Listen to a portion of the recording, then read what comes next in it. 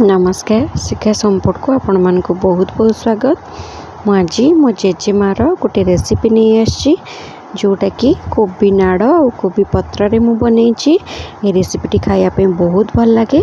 आसंतु देखिबा ये रेसिपी को मु किपरि बनाउची।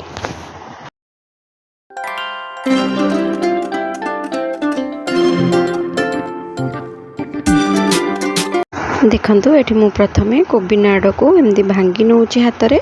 कोबी नाड़ को भांगी सारा पर तार जो पत्र अच्छी से पत्र को मु छड़े नौची और जो कौलिया पत्र और नाड़ लगी सेटा को सेमती काटिकी नहीं जिबा आ ताको छड़ेबानी। एठी देखंतु मु एमती सब नाड़ और पत्र को पूरा छोट छोट करके काटी नौची।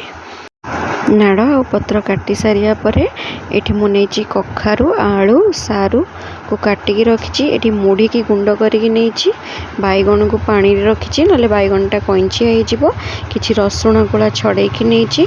ये देखो कड़ाई रे तेल देला परे मुझे परिबा को पकई दूची। परिबा को हल्का गोलेकी 2 ରୁ 3 मिनिट पर्यंत घोड़े दबा। कखारू पकईचे कखारू पकईले सांग सांग लुण पकईले कखारूर स्मेलटा जीवनी। देखो मोर 2 ରୁ 3 मिनिट हो गला। मुझे काढ़ी स्वाद अनुसार लुण दे दूची। लुण देकी एथरे बैगण पकई दूची। एबे जो रसुण छड़ाई रखिले तार 2 ରୁ 3 कुला ताथरे पकई देकी ताकू आउ थरे कवर करके रखिदबा। 2 ରୁ 3 मिनिट पर्यंत मु कवर कर नेथिली।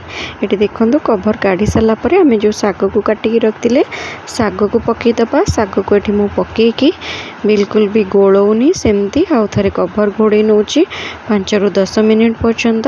एटी देखंतु मोर 5 ରୁ 10 मिनिट हो जाइए। मैं कवर काटिकी देखुची एठी हमरा सारू आलू और कखारू सीझी आसलानी। गैस फ्लेम को लो करके 2 ରୁ 3 मिनिट पर्यंत बसई दबा।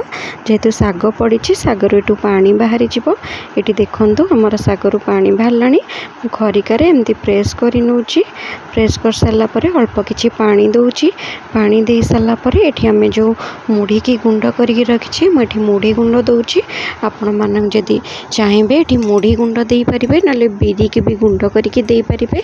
एठी मु मुढ़ी गुंड देला परे ताको हल्का हल्का एमती गोले नौची आ ताको खरिकार टिके प्रेस करि नेबे जेमती मुढ़ी गुंड परिबा साग भलरे मिसी जीवो।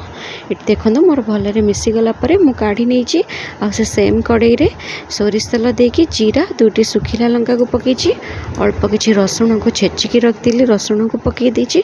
रसुण को बेसी भाजीबानी हल्का टिके गोली सारा परे आमे साग को जो रखिले साग को पकई दबा।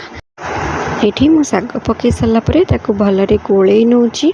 एठी देखंतु हमर एठी रेडी हो गला साग खरडा। आपण माने कोबी साग को जमा भी फिंगंतुनी।